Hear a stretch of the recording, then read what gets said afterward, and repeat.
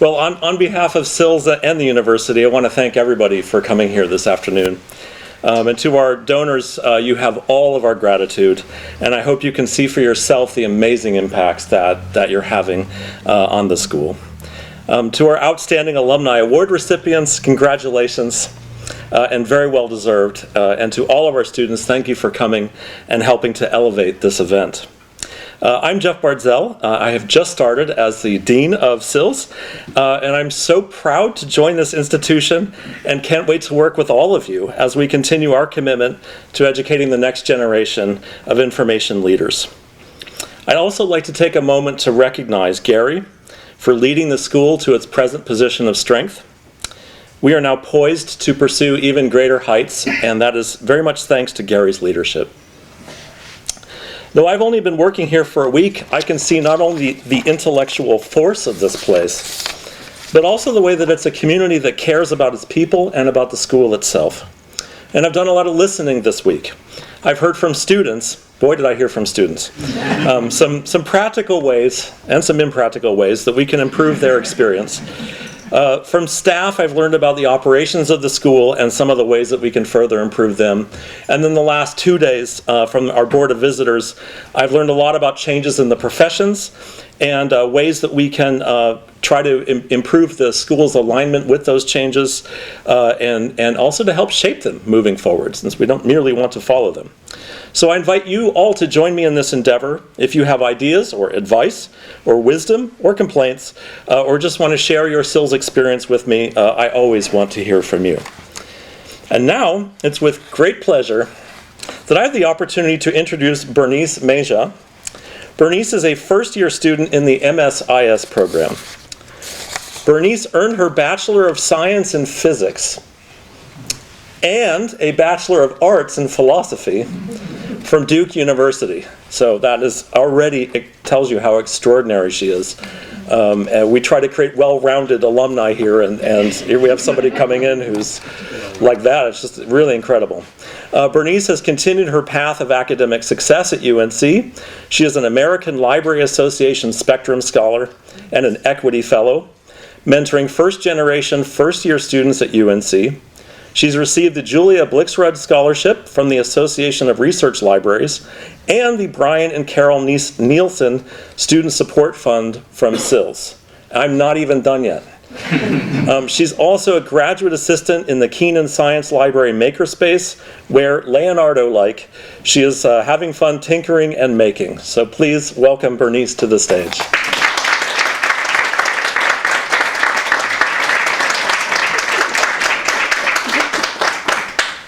Okay. Hi, everyone. Let me just set up my notes to my handy-dandy iPhone 14, so Gen Z of me. Alrighty, here we go. So, hi, my name is Bernice Meja, and I'm honored to be with you all today. And I'm just going to share kind of a fast-track journey of how I got to this point. So, it starts off 24 years ago. Zimbabwean immigrants gave birth to me here in Durham, North Carolina. And my parents also blessed me with a younger brother and a younger sister. And we lived here till about 2006, and my family and a bunch of other Zimbabweans in the area decided to move up north to Canada to seek better opportunities. We initially landed in Toronto, but it was a bit too fast-paced for us, and there was not much job opportunities. So we decided to move out west to Alberta, and that's kind of where I settled. And we settled about near the capital city of Edmonton. And during my time in Alberta, I kind of made this executive decision choice that would change, the trajectory of my life. In the 8th grade, I decided I want to come back to North Carolina, particularly to Duke University, to study medicine. And then after I studied medicine at Duke, work at UNC. I had it was just this vision I had in mind. And so I worked hard and I applied and I got in, and it felt like I won the lottery. And in a sense, I kind of did, because I am a first generation child of immigrants who are, brand new to this area, and I come from a lower socioeconomic background, and my parents always instilled disbelief, and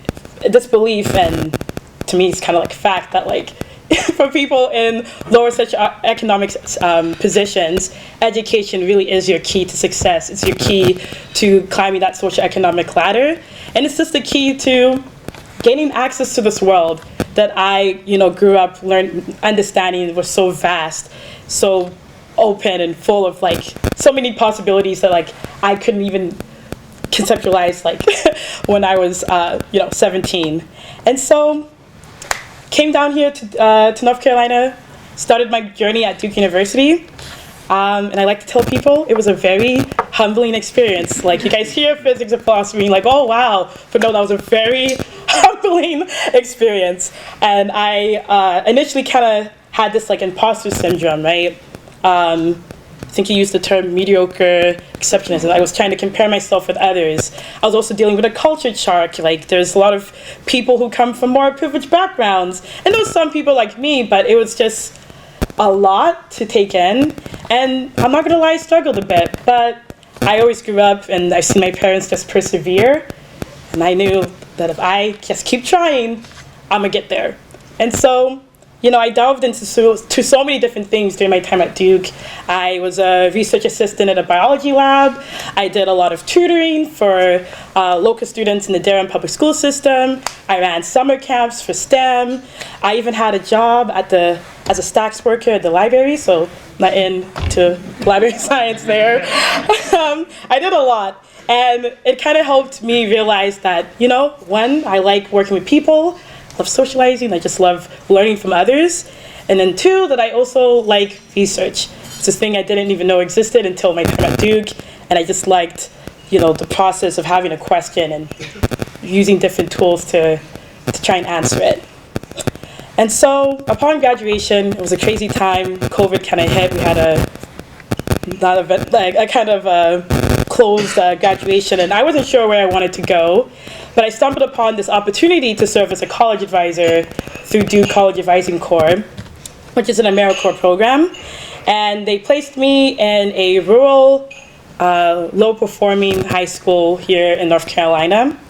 And that, guys, was the catalyst. That was the epiphany for kind of my professional career. My role as a college advisor was to assist other students, kind of have similar backgrounds like I did, in the college application process. And that was where I realized I get riled up. I'm gonna keep composure. But there's so much like injustice when it comes to access to certain, like, basic information in terms of applying to colleges, and just so many checkpoints that overwhelms my students and their families. And it just, got me riled up. And it made me realize that, I think I wanna dive into this realm of like information science and become like an information professional that serves in addressing these types of gaps when it comes to information access. And so I applied to several high schools across the country and one in Canada, because I thought maybe it's time to go home. I don't know. And I ultimately chose SILS for various reasons. But I do want to highlight the financial, considerations. And at this point, I want to really express my gratitude to Brian and Carol Nielsen for creating the Nielsen Fellowship, which played a crucial role in funding my education. And being here has just been so, I don't even know the right word. I'm looking at my paper, but I say transformative, but I don't feel like that's a strong enough word. But we'll leave it at there. It really has just changed my life. And I know why my life has changed so much. It's because of the community that is here at SILS.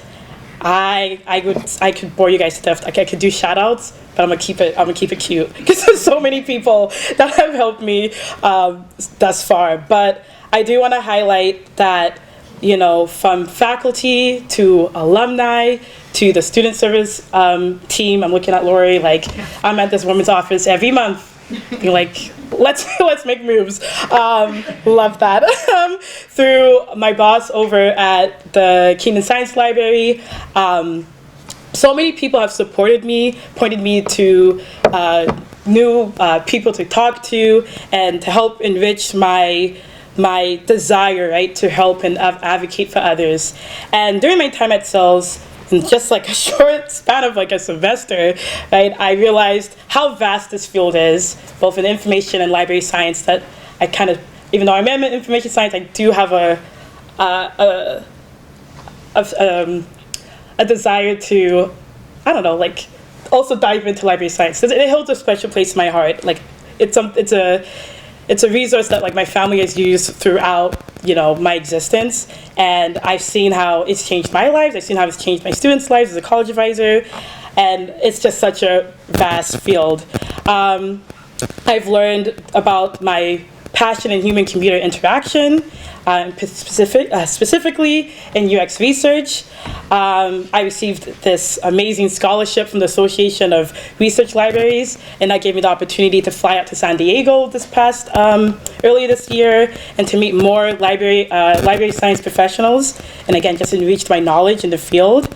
And I'm honestly like so overwhelmed by the amount of blessings and experiences that have like fallen on my lap. Like it's quite overwhelming at times. I kind of like tell myself, like, is this like real life? I feel like in SILS, I'm surrounded by a community that truly supports each other. Like one other group I really want to highlight is like my fellow students. I see some of my friends in the crowd right now, and like I truly would not be again here if it wasn't for my classmates being like, hey Bernice, girl, you should maybe start applying to these internships now, or like, hey Bernice, you should maybe go talk to so-and-so about your interest in UX. Like the classmates that I have are truly some of the most brilliant people, some of the most caring people, kind people that I've ever got to interact with, and that truly just is a testament to like how wonderful SILS is.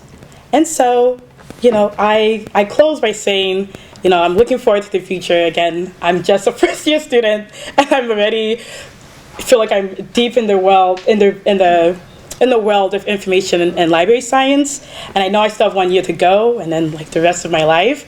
But I feel confident that with the support system I have at SILS, I'm kind of set for life. You know, that's the that's the mentality I have. And so yeah, that is my story. Thank you guys for listening. Again, really honored to be here with you all, and I hope you guys enjoy the rest of your day. Yeah.